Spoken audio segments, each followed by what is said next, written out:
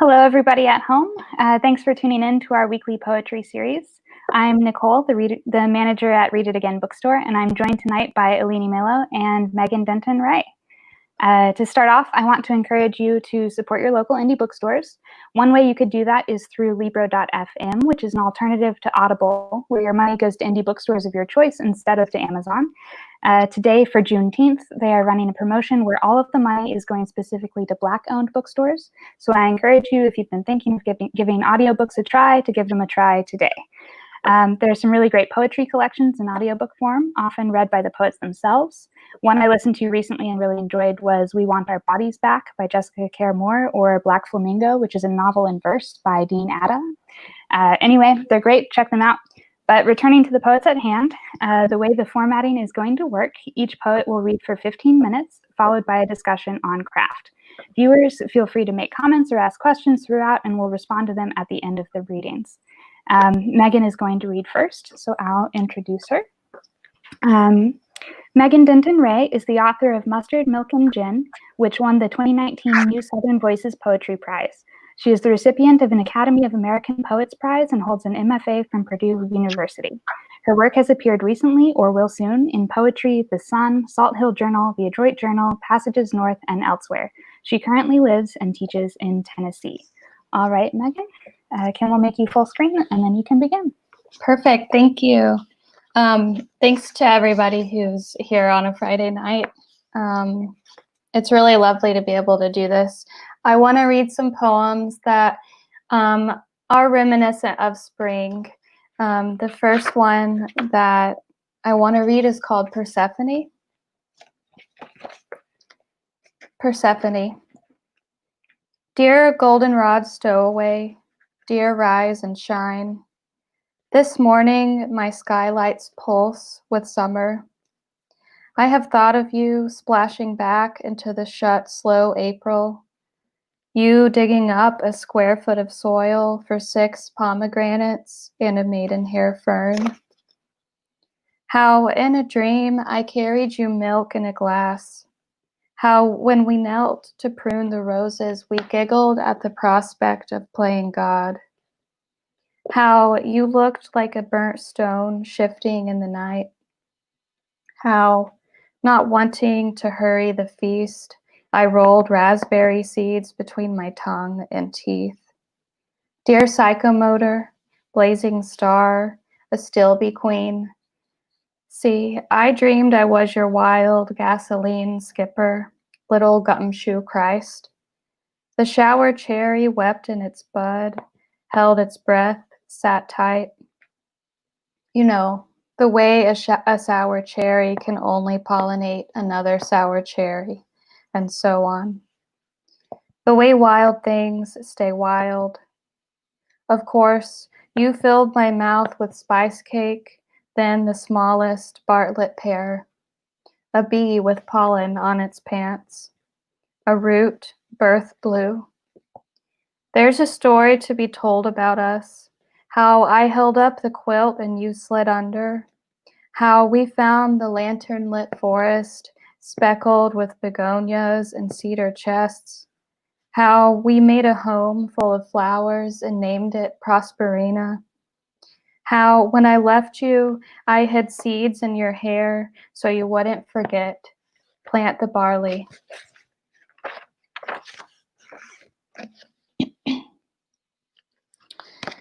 Let's see. This poem is called As in Blackjack. As in penchant or jettison, as in blackjack and gracelessness, a fallen bird unbuttoned brightly on the sidewalk. As in stain and monumental, the first time I saw the interior of something just breathing. And though I couldn't tell you what kind of bird it was or how it died, I know I knelt by the blaze and stir of the displayed insides. Marrow bones, hollow bones, honeycomb, organs like egg yellows revealed themselves, shapes I knew.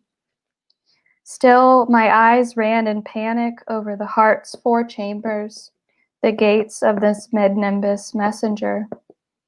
I have noticed many times that same solemn gurgle in my own throat or across the yellowed face of my father.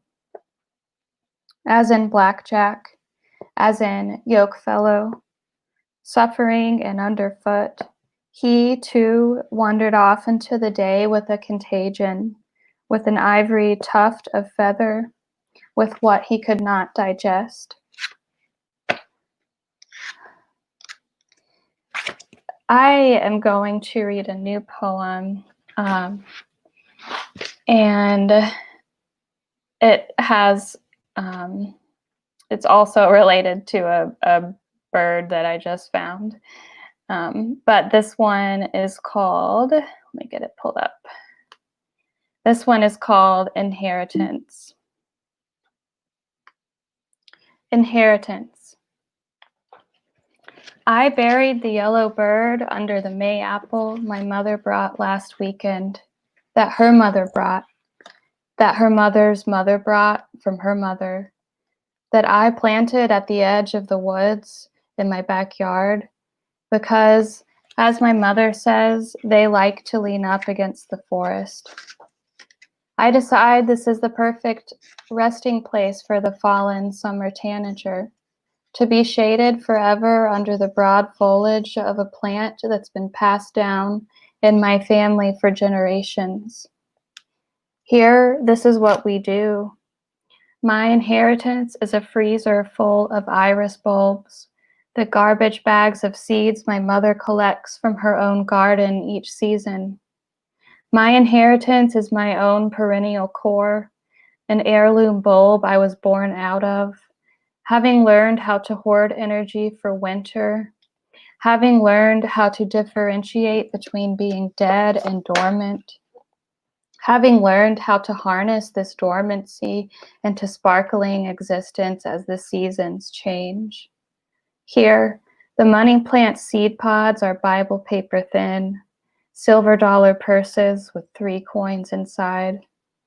I press my thumb into the soil below me, depositing each coin in the spot next to the Solomon seal, next to the May apple that hovers above the yellow bird now, an umbrella of shelter that next year will bring me right back here, leaning up against the forest, remembering the yellow bird, having buried it with my own shovel and hands, the hands that 5 minutes later sliced a Georgia peach I bought from down the street, twisting it perfectly in half, the way a blackjack dealer cuts the deck with one hand, having been born from my mother, the best card shuffler I know.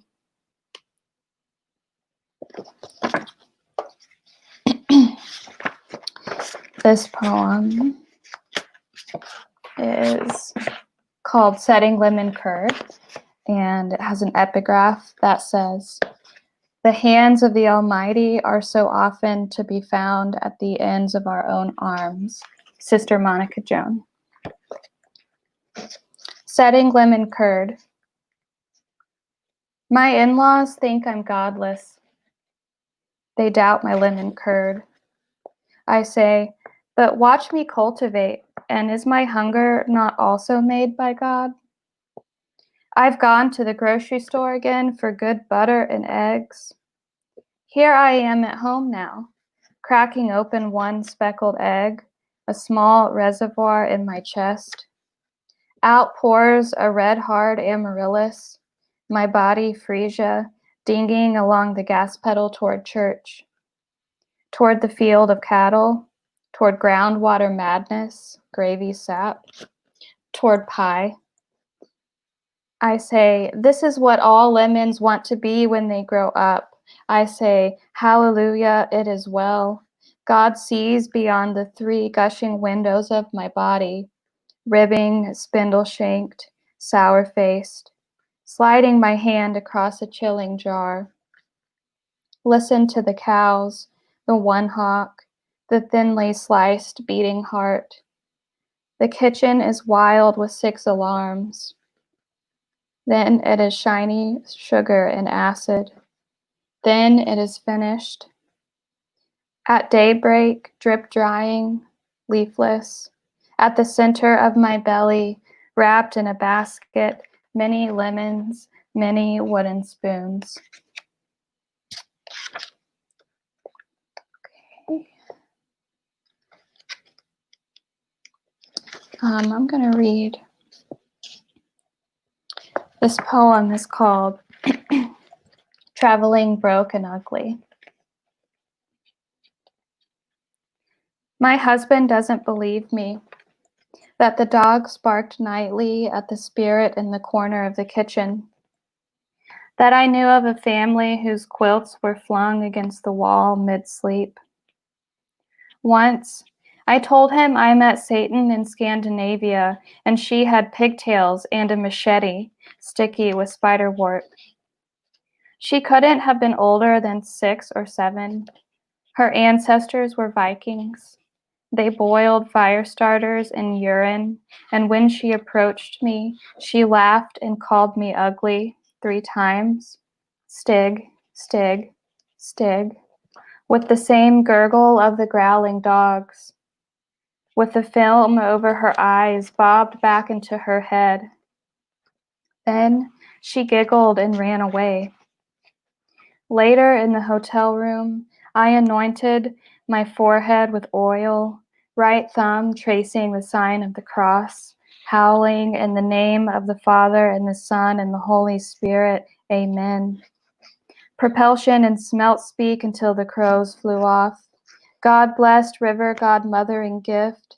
I threaded 3 needles with my mouth and cast them out behind me, Amen.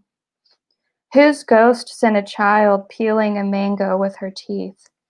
They say when a spirit leaves a room, you'll feel a sudden calmness, or maybe you'll feel cold, a kiss on your cheek. I felt hot and full of brisket. No, I felt a web of algae stuck to my face, electroshock and thundering stacked spoons. I saw the face of Christ looking up at me, and she had pigtails. I curled inside the musket's mouth, a rust worm, a ramshackle, spiritual aftertaste, a penny always on my tongue.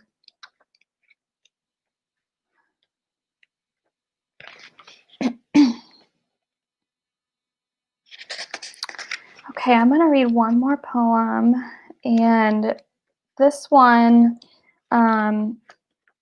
has to do with a specific type of glass called jadeite, which is a really pretty kind of turquoise color. So the poem itself is mostly about the jadeite and that color surrounding it. It's called Jewel Tea.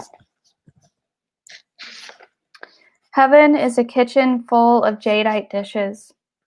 It's here, inside our little brick house on Grigsby Chapel Road. I am wearing my overalls, the ones made of buttercream corduroy. I am 4, standing beside my mother on a stool at the stove. Still, I am barely tall enough to peer into the big, deep pot, its waters gurgling, its copper bottom blazing. Yes, heaven is here, and I am unwrapping the 5 or 6 Kraft cheese slices from their plastic sheaths, carefully folding them into tiny squares for my mother's macaroni. I put my squares into exquisite piles while my mother stirs and stirs with her long wooden spoon, one hand at her other hip, massaging. I wait for her to pour in the milk. I wait for her to tell me it's time. And then it is, and I drop them in, 2 by 2, courageous. I watch my squares start to melt and turn into strings. My mother adds salt. My mother adds pepper. She stirs, so the only sound is the sound of sloshing. The only light is the warm yellow one above the stove, igniting the tops of our heads. We are illuminated. We are hungry. We take our jadeite bowls down from the cabinet. They are empty and cold, glass planets in our hands, our mutual joy, our favorite color, the colossal left elbow of Jupiter, Neptune's overcoat, the coolness of eucalyptus and French limes and dollar bills, scooping macaroni, my mother whispers, jewel tea. Thank you for listening to me. Thank you. That was great. I loved your reading. Thank I really enjoy your imagery and the way you articulated things in like new ways, like the bee with pollen pants. Yeah. Very good. Very Thank good. you. So Aline Mello is a writer, editor, and Undocupoet fellow currently working on her debut book of poetry. Her work has been published in the Georgia Review, the New Republic, Wildness Journal, and Saint Katherine Review, among others. In addition to writing, Aline teaches cross-stitching and embroidery to adults and tries to make her own clothes and earrings at home. She is originally from Brazil and now lives in Atlanta, Georgia, with her dog and books. Okay, Aline, she's going to make you full screen. Okay, hi. I think since the description mentioned that I try to make my own earrings, also if you hear any barking, that is my very cute dog barking in the background. But these are earrings I made. That's a little monkey face. I don't know if you can see that. And then this is Frida. So, you know, just quarantining and making stuff. Today is Juneteenth, and I want to acknowledge that. And I think it's a very important date in this country's history, especially if you think of the cruelty between emancipation and the actual day that these enslaved people were granted the ability to leave and live their own lives. I don't like it when people say that, certain people made other people free, because I don't think that that's something that anyone's allowed to do for other people. But anyway, I will start with this poem that I actually saw Eve Ewing read when she came to Georgia to do a reading a couple years ago. So this one is called I Saw Emmett Till This Week at the Grocery Store. Looking over the plums one by one, lifting each to his eyes and turning it slowly a little earth, checking the smooth skin for pockmarks and rot, or signs of unkind days or people, then sliding them gently into the plastic, whistling softly, reaching with a slim woolen arm into the cart. He first balanced them over the wire before realizing the danger of bruising and lifting them back out, cradling them in the crook of his elbow until something harder could take that bottom space. I knew him from his hat, one of those fine pork pie numbers they used to sell on Roosevelt Road. It had lost its feather, but he had carefully folded a dollar bill and slid it between the ribbon and the felt, and it stood at attention. He wore his money. Upright and strong, he was already to the checkout. By the time I caught up with him, I called out his name, and he spun like a dancer, candy bar in hand, looked at me quizzically for a moment before remembering my face. He smiled. Well, hello, young lady. Hello, so chilly today. Should have worn my worn coat like you, yet so cool for August in Chicago. How are things going for you? Oh, he sighed and put the candy on the belt. It goes. It goes. So that's I Saw Emmett Till This Week at the Grocery Store by Eve Ewing. So now, after that, here are some poems by me. I'll start with one called Self-Portrait, just as an introduction. Self-Portrait. I am more water than oil, more salt than diamond, than quartz. When I am alone, I am a moon longing for collision. Alone, I cast my mind like a net, pull in glitter and darkness. I want to say I am a whole country. I want to be a forest of trees, a bird flying From ground to air to nest, I too want to feed babies, hide them under my wings. But I am more wind than bird. When I am tired of moving, I become a giant, a whale, and I measure my progress in moans, the distance between my eyes and my tail. So this next one, I have a lot of poems that I call them a reluctant love poem, and I just number them. So this is reluctant love poem number 102. I don't have over 100 of them. I just decided to do 102 instead of 2. Okay. I have more than 2, but not 100. Swimming in space, do we feel big or like stones moving through black jelly? I measure the space between my uncles, my father, and me, between country and country. Next, I can't help myself. I'll think of the space between you and me, but I don't imagine crossing it, of how your hand would feel on my lower back, if the collar of your shirt smells like sweat and cologne and detergent. I won't think of how long your clothes stay warm without you. Did you know we become taller in space? Gravity isn't there to press us. An astronaut means sailor of stars, but there is no wind in space. I imagine a silence so sharp, a sailor would feel it on her arm hair. Who would dare travel between star and star, between confession and body, without wind and sound, without singing? This next one is called DACA. That's the acronym for Deferred Action for Childhood Arrivals. That's been in the news lately, so maybe you guys, maybe y'all know something about it, but I'm a DACA recipient. The Supreme Court decided that the Trump administration didn't do it right when it tried to take it away. So it's a win, like kind of in quotation marks. DACA. They'll say it was for us, to give us more time while they made up their minds on our price tag. They'll say we have to be thankful that in a world where pieces of plastic cost so much, they allowed us one. They'll say the others weren't worthy, that we shouldn't worry. They'll get their chance someday.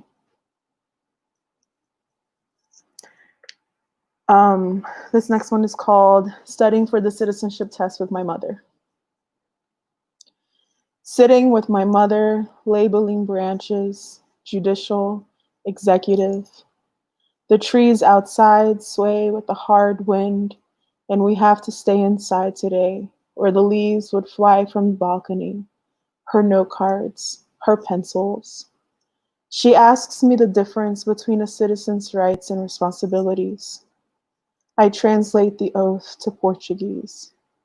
You'll leave all allegiances to Brazil. You'll take up arms for the USA if you need to. I stop at, so help me God. She asks if it's a prayer. I say yes.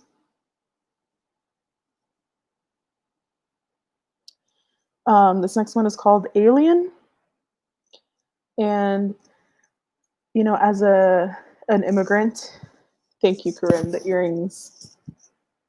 My hair covers it, but they're there. My name is spelled A-L-I-N-E, and often autocorrect will change it to Alien or Alone, which, you know, is very sad, but will make someone a poet, I think. So this one's called Alien. Maybe I should write an Alone one, but this one's called Alien. I am trying to understand a whole planet, to measure distances, add up clouds, account for every bird in every city. I do not mind being alone with my books. Solitude comes like the morning sun, the craving for coffee more familiar than wanting company. And men, of course, they don't see me. Aliens are not women. When I travel, I do not count in miles. I count in breaths, measuring how many between my mother and where I am and where I'm going.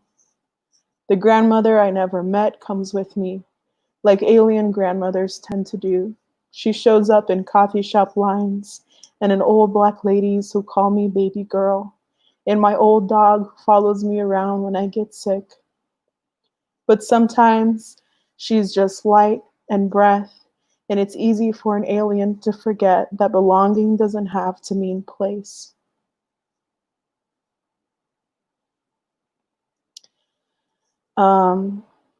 Just a few more. This next one is called All the Space I Take. In the airplane, wishing I could suck my hips in, wishing for a longer seatbelt, bigger bladder, or bigger bathrooms. In my family, my depression pushing me down, spreading me out until I'm under everybody's feet. I take up space I shouldn't by standing here, a sliver against the wall, a stain. Could have been space for an American citizen, could have been thinner, less.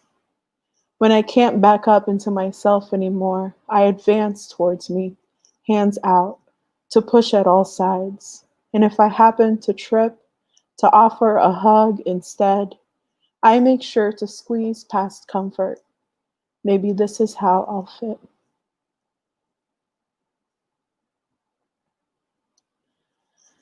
I'm going to read 3 more. This one, but be transformed, kind of alludes to that Bible verse. But be transformed. A tadpole becomes a frog, a caterpillar, butterfly, moth. The body becomes more when we let it, when we're not afraid. But does the butterfly dream of bark against her torso? Does she miss the security of land? In the dark, when the flies are asleep and the night has stopped buzzing, does the frog dive under the lily pads? Does he try to swim without legs? I paint my nails blue and wish for days when dark nails meant demons. I sip dark liquor and wonder what I'm opening my body to. God, so preoccupied with my nails and skirt length, distracted from my prayers, eyebrows raised at my piercings. What should I become for you? This one is called Sister. When we speak Portuguese, our voices are the same, echoes of our mothers. In a room filled with people who say we look more like cousins, you are a planet. You have your own pull, and I become the moon.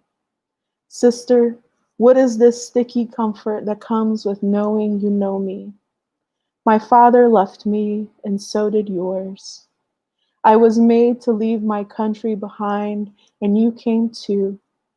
We wore handmade clothing to the airport, linen, with hats like we were from another time. I know you can sing and choose not to. I know you ignore your anxiety until it takes over your body. There is so much unsaid, but we don't want to say them. And we can blame our father for choosing between us. In the end, we will sit in a station, watch the trains go by, and there will be you, and there will be me. Last one. This one is called Brazil number 2 because there's another poem called Brazil.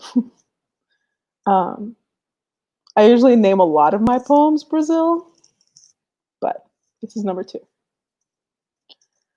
When I can't scrub a country from my skin, I sink into wrinkled white flags, into memories of boiled chickens, my hands full of wet feathers. I did not like the smell. I taste cool water from clay filters, thick milk still warm before the sky gave up its stars. Yes, I remember how I got the scar above my knee, the one above my belly button. A country is like a father on the phone asking if you've forgotten you have a father.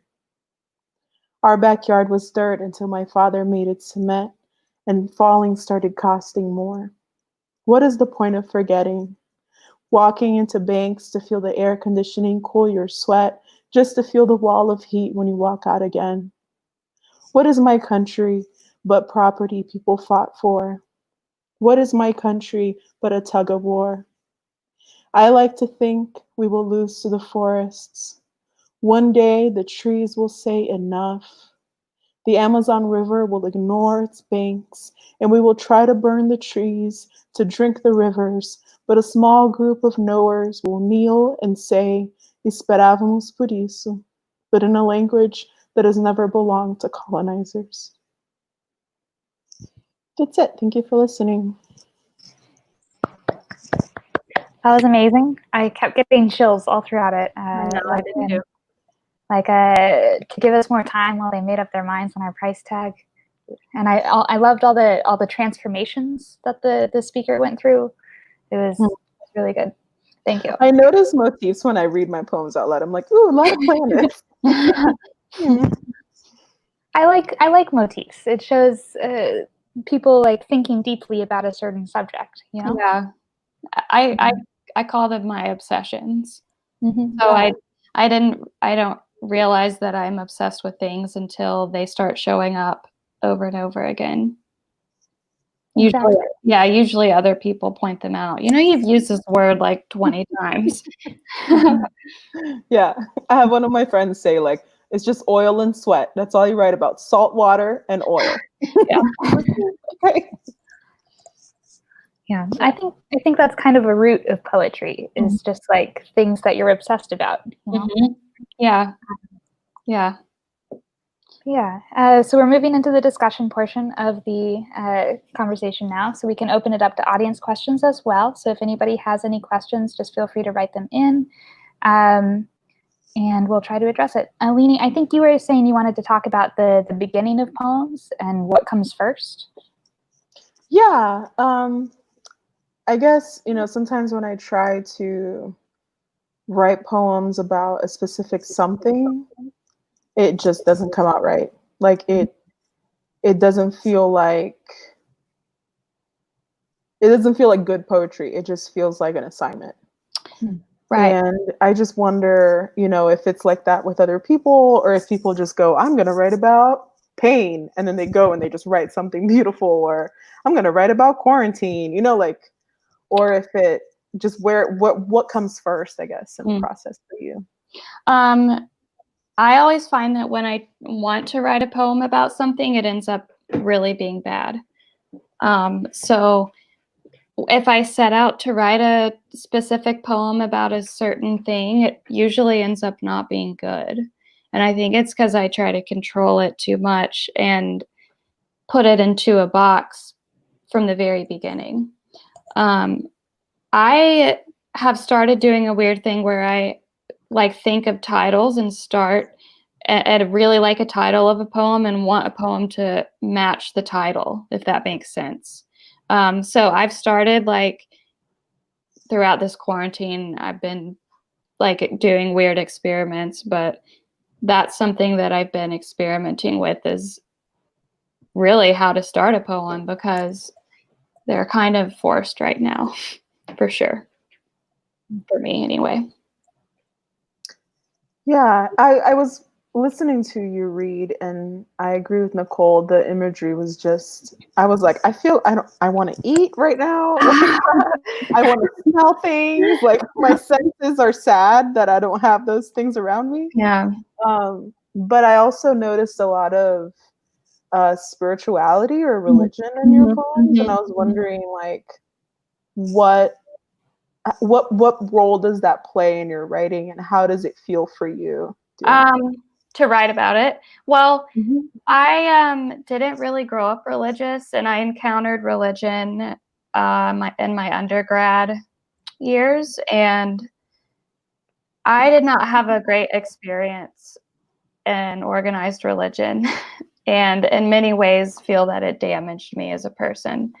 And in the South, that is pretty much everybody, a lot of people. And So my relationship with God is complicated, but my relationship with the church is complicated. But I've always been able to separate the two. Like, how do I feel about being spiritually connected to nature, being spiritually connected to some sort of being or creator? And for me, that's like so much more than a church setting. And I don't know. I don't, it's hard for me to talk about, like, and so in many ways, I just like writing about spirituality and God because I just think it's interesting. Like, I think it's very fun to put God in places that he normally wouldn't be, or to make him go to a room, or God becomes a different person. God becomes a complete, anyway, it's fun to write about, but on a like level of experience, it's mostly just I do this in my imagination, if that makes sense. But I'm just now starting to really unpack the religious aspect of life and how it may have helped me or hindered me. It's complicated. Mm-hmm. Yeah. Do you have I noticed in one of your later poems, there was a spirituality element as well. Is that something that plays in it for you? Yeah. So I grew up very religious, and it's only been in maybe the last 5 years where I've had to kind of unlearn a lot of things and relearn, or just unlearn and leave it alone. Yeah. So the spirituality has only recently felt like it was allowed to be in my poems, where my poems feel very much like a place where I go to challenge things and to question things. And I just in the religion I grew up didn't really feel like I was allowed to do that, to challenge or question. Oh, yeah.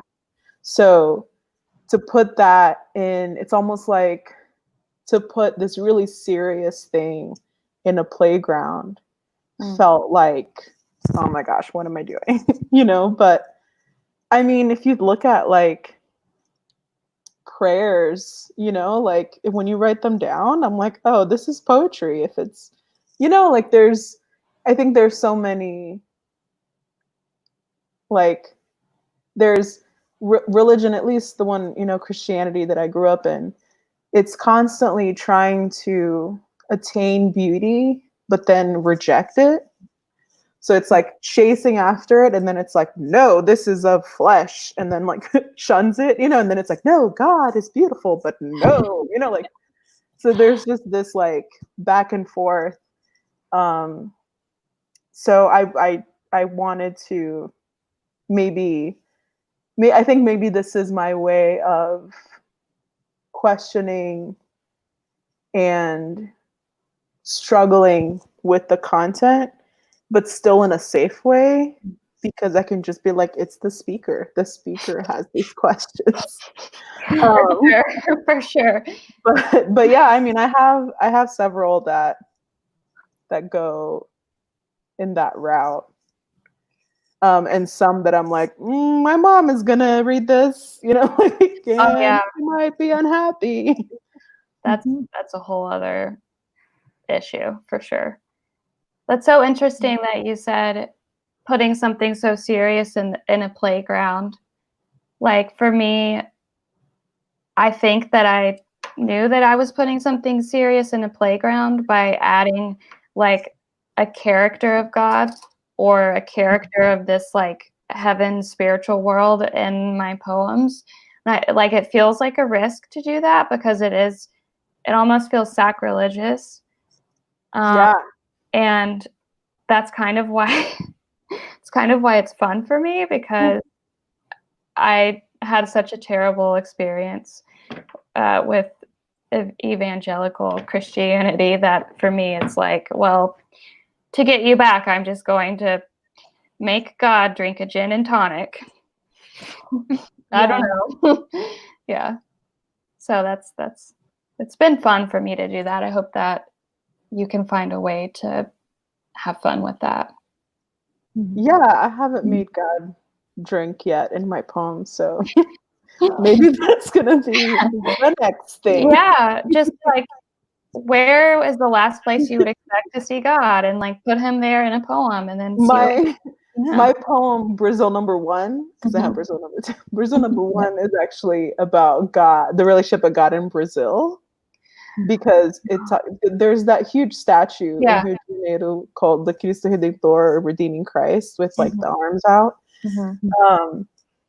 So it imagines like Jesus coming down from that mountain and having it like, but it's a non-alcoholic drink. So next time, I'm excited to see if you do something with that. spice it up. Yeah. I think it's interesting that you were talking about putting the serious in a playground, because so many people think of poetry as like elevated and as like inherently serious, but like you guys both have humor in your work, you know. Do you want to talk about maybe what role humor plays and how it is play when you write? I'll go. Humor, I think it's funny that you say I have humor in my poems, because I feel so serious. But that is such a like relief to know that I put some sort of humor or positivity or wittiness into it, and that is coming across, because I really feel like I don't know how to do that. So I definitely saw it. I think for me, my poems deal with a lot of really heavy topics. So I don't want to keep writing poems like that make me feel heavy. And my latest task is like, how do you write out of joy and gratitude and not out of trauma? So I feel like I'm just now learning how to play with humor in poetry, or play with something that's not negative. I don't know, because at this point, like, I'm tired of depressing poems, because that's all I've written for a long time. Yeah, I can relate with that, Megan. I actually, when in the Decatur Book Festival, Ross Gay came and I got to ask him a question later. And I was like, how do you write about joy? You know, like, I was like, how do you get there? Yeah. And he was like, oh, it's only through suffering. So he was like, he's like, just write all those out. And then and I'm like, it's gonna take so long. Right. And then I wonder if it is like, you know, if you see some poems where it can show like anger, but you can see it in humor as well. You know, like it can be maybe some sarcasm. Yeah. Or I don't know. I think maybe when I can't change the reality in which my poem is living, then maybe I can change the language a little bit to make it a little bit less soul crushing. Yeah. I think I agree that a lot of people feel like poem is an elevated, sort of out of reach thing. And that's something that I'm really aware of when I write. I think there's this book that is not within arm reach right now, but it's an anthology by the Breakbeats poetry, and it's called Latin Next. And actually, I have a poem in the end there, but in the intro, Willie Perdomo talks about that, and he talks about how he's quoting someone. So I'm quoting Willie Perdomo, quoting someone else. And he said something like, if my poems can't be read by like the guy selling drinks in the corner or the fruit vendor or something, then like I don't want to write it.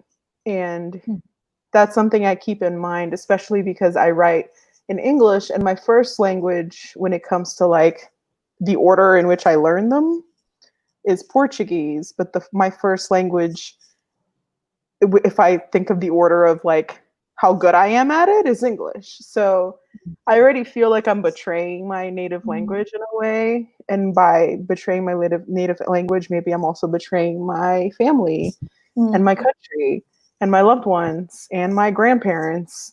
I'm betraying, like all these people. Do you ever like blend languages when you're writing? Or is that something you do? I do. And I actually didn't read this one poem because I was like, no one's going to get it except for my mom and sister who are going to be listening, Like, Yeah. But at the same time, like I still wrote it. So can I actually read it right now? Yes. Sure. Go for it. Yeah. Okay. Absolutely. This is Brazil number 1. Okay. Oh, wait. No, I do have alcoholic drink for God. Oh, yes. Yeah. There you go. Brazil number 1. Okay. Walk into the arms of the Cristo Redentor, his clothes handmade and bought in a feira. They say Deus é brasileiro, and how can we prove that he isn't? Maybe he steps down from his perch to have cafezinho sometimes unrecognizable. If the Lord wants to be invisible, who can stop him? If the Lord craves coxinha com catupiry and a guaraná, who would deny him? The barzinho would give him a deal, add a caipirinha on the house. But if Deus é brasileiro and his son has chosen Rio de Janeiro to wrap his arms around, then I'm not sure the embrace has been worth it. A lot of Portuguese. I love it. Yeah. So it's kind of hard. I feel like there's so much of poetry. So much of poetry, like when you read it the first time, you don't understand all of it anyway. Sometimes it takes a couple lines and you just like appreciate the sounds of it and appreciate like the feeling of it, even if you don't understand it right away. So I think writing in multiple languages like does the same thing. Maybe you have to look up a couple lines later. Yeah. But you can dig deeper. I don't know if the word I have evolved to a place where I do think that I will just write whichever words feel right to me in Portuguese. And people just need to look them up. Super easy. Just pull it up on your phone. Yeah. But I didn't always think this way. I used to like translate my words and make them work just a little bit. I write so much in English. Yeah. My family has to translate a whole poem if they want access. So yeah, like to what I was saying, the whole feeling of like I'm already betraying my ancestors by writing in English.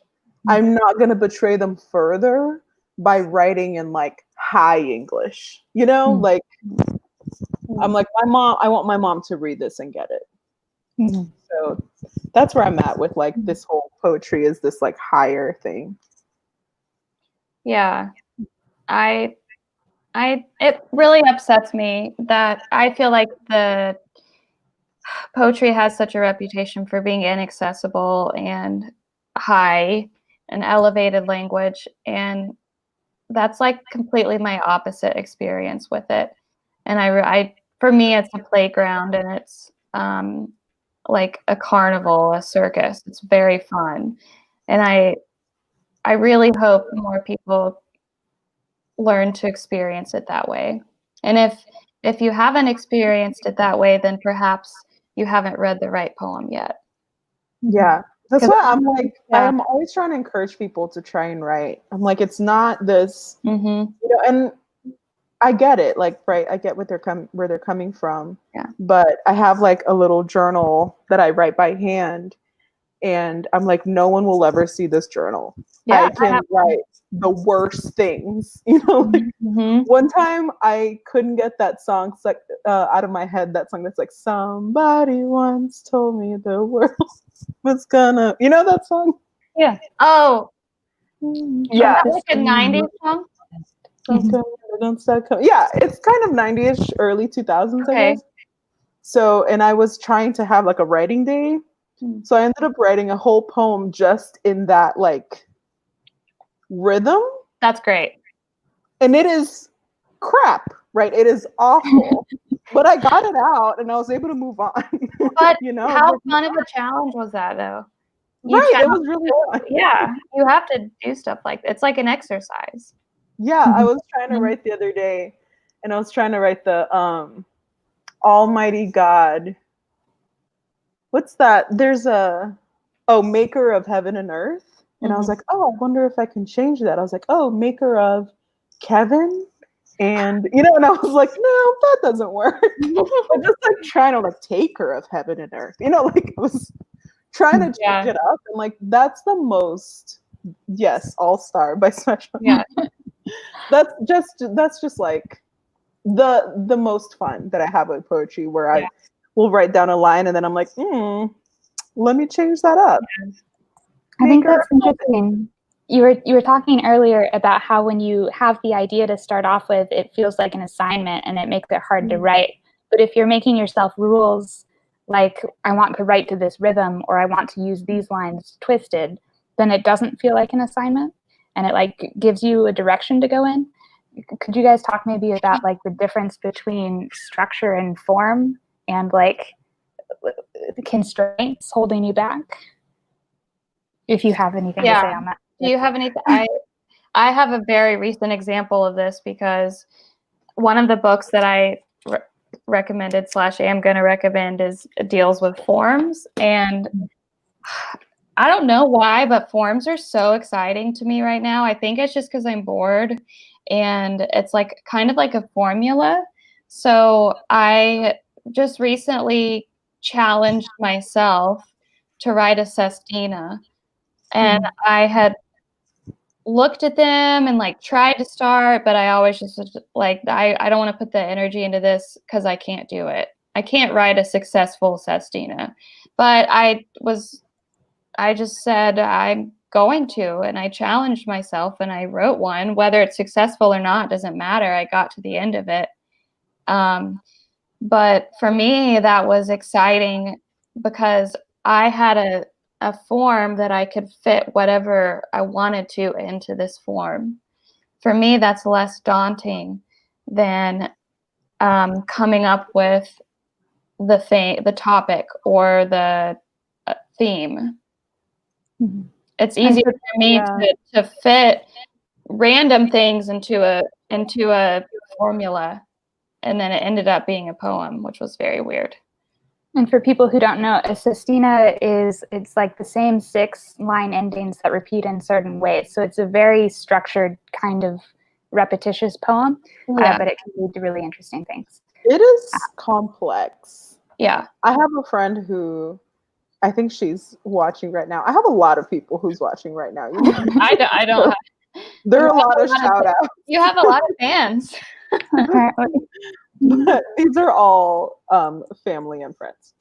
But I have a friend who, in her starting out, she was only doing sestinas, and I was like, I can't.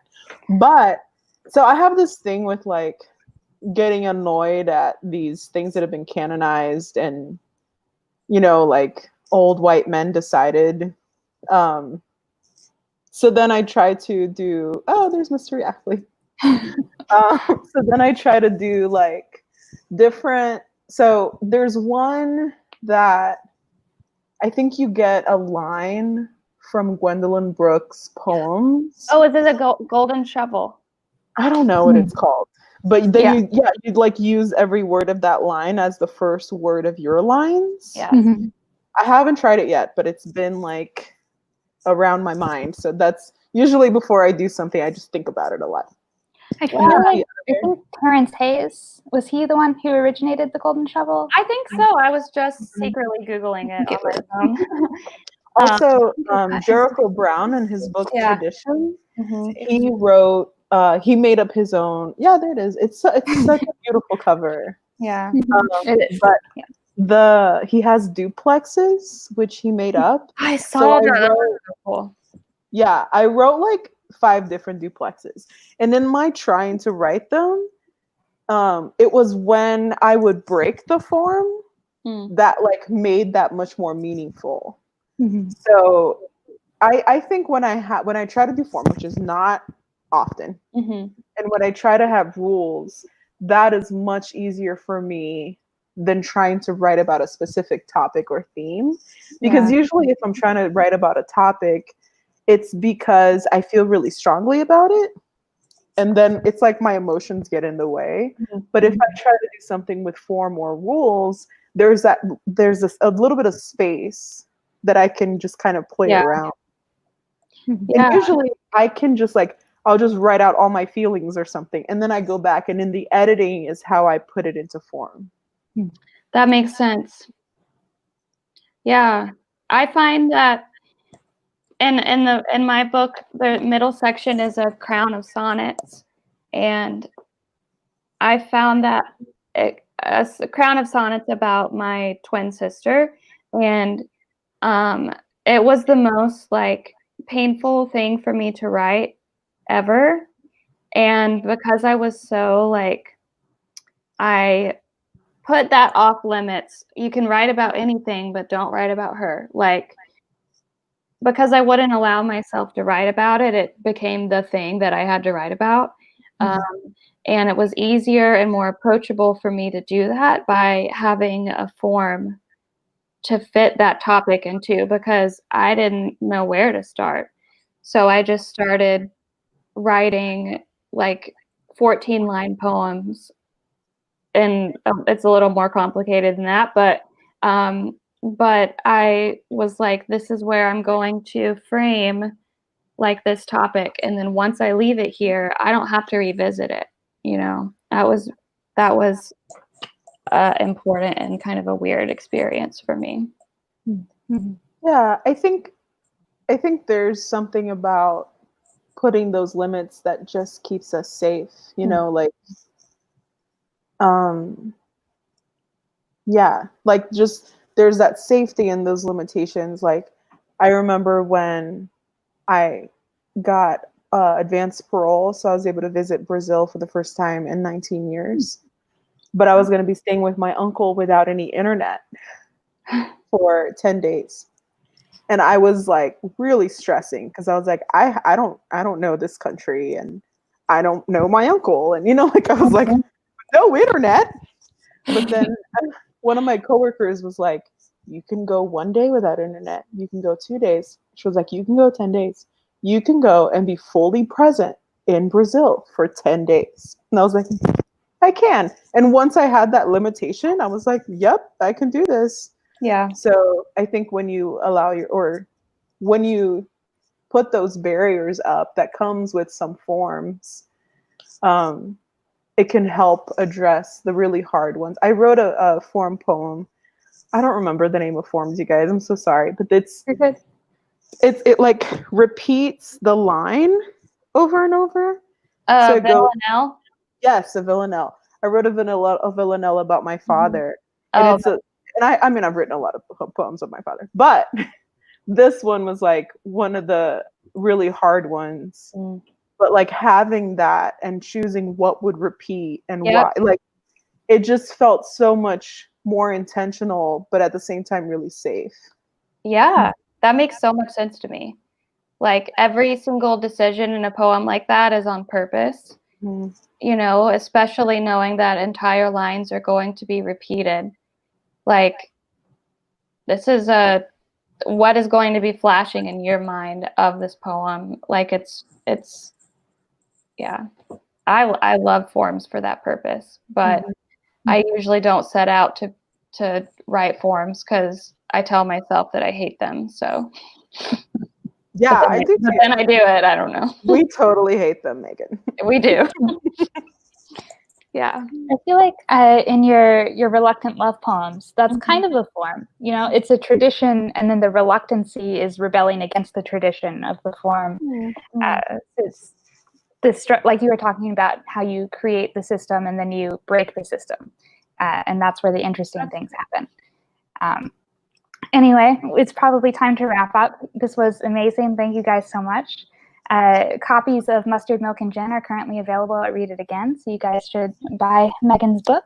And everybody can join us next week when we have Susanna H. Case and Lynn McGee, and we'll see you then. Can I recommend books? Yes, sorry. Everybody recommend what books you want. Citizen is really good. Yes. Sensole is really good. You said Ross Gay, and this is the one that I... Yes, I have that. This is so good, you guys. Buy it. Ooh. This one. Is that the one you read from, right? 1919? Oh. No, that one. 19. No, I read it. It's not in one of her books. The poem. Okay. Okay. This. Aline, I'm gonna recommend. Oh, I'm gonna recommend this. Double recommendation. This is the book that discusses all the forms, and you don't have to read it like cover to cover. Like I just flipped through and found Sestina, and they give a really good example.